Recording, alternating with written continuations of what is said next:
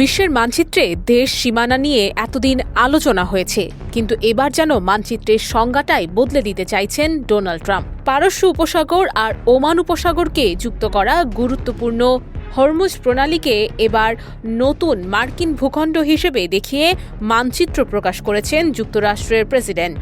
প্রশ্ন উঠছে, এবার কি সমুদ্রের সীমানাও নিজের ইচ্ছে মতো বদলাবেন ট্রাম্প? শনিবার নিজের সামাজিক যোগাযোগ মাধ্যম ট্রুথ সোশ্যালে একটি মানচিত্র প্রকাশ করেন ট্রাম্প।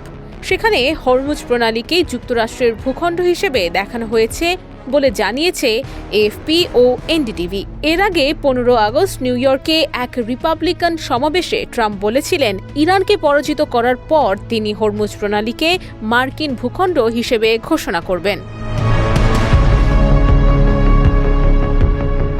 প্রায় 167 কিলোমিটার দীর্ঘ হরমুজ প্রণালী বিশ্বের অন্যতম গুরুত্বপূর্ণ জ্বালানি বাণিজ্য পথ। বিশ্বের মোট জ্বালানি পণ্যের প্রায় 1/5 এই জলপথ দিয়ে পরিবাহিত হয়। এক পাশে ইরান, অন্য পাশে ওমান, আর মাঝখানে এই কৌশলগত জলপথ। দেশের বর্তমান ব্যাংকিং পরিস্থিতি নিয়ে দুশ্চিন্তায় আছেন? প্রতিটি বিনিয়োগ এখানে পরিকল্পিত, বাস্তব এবং নিরাপদ। কল করুন বা হোয়াটসঅ্যাপ করুন স্ক্রিনে দেয়া নম্বরে। ট্রাম্প এরই মধ্যে দাবি করেছেন, হরমুজে ইরানের আর কোনো নিয়ন্ত্রণ নেই এবং মার্কিন নৌবাহিনী জলপথটি মাইন মুক্ত করেছে। ট্রাম্পের এমন দাবির পর অবশ্য চুপ থাকেনি ইরান। পাল্টা প্রতিক্রিয়ায় ইরানের একটি সরকারি সামাজিক যোগাযোগ মাধ্যম অ্যাকাউন্ট যুক্তরাষ্ট্রের ক্যালিফোর্নিয়াকে ইরানের নতুন ভূখণ্ড হিসেবে দেখিয়ে একটি মানচিত্র প্রকাশ করেছে। ক্যালিফোর্নিয়ার লস অ্যাঞ্জেলসে বিপুল সংখ্যক ইরানি বংশোদ্ভূত মানুষের বসবাস।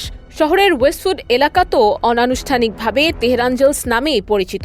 ফলে ইরানের এই পাল্টা মানচিত্রে ভূরাজনীতির পাশাপাশি যোগ হয়েছে স্পষ্ট ব্যঙ্গ।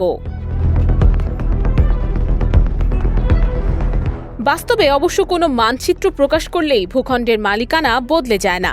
তবে এই পাল্টাপাল্টি মানচিত্র দেখিয়ে দিচ্ছে, হরমুজকে ঘিরে যুক্তরাষ্ট্র ইরানের লড়াই এখন শুধু সামরিক বা কূটনৈতিক নয়, চলছে মনস্তাত্ত্বিক যুদ্ধ। নুসরাত অনন্যা, ডেস্ক রিপোর্ট, এদিন।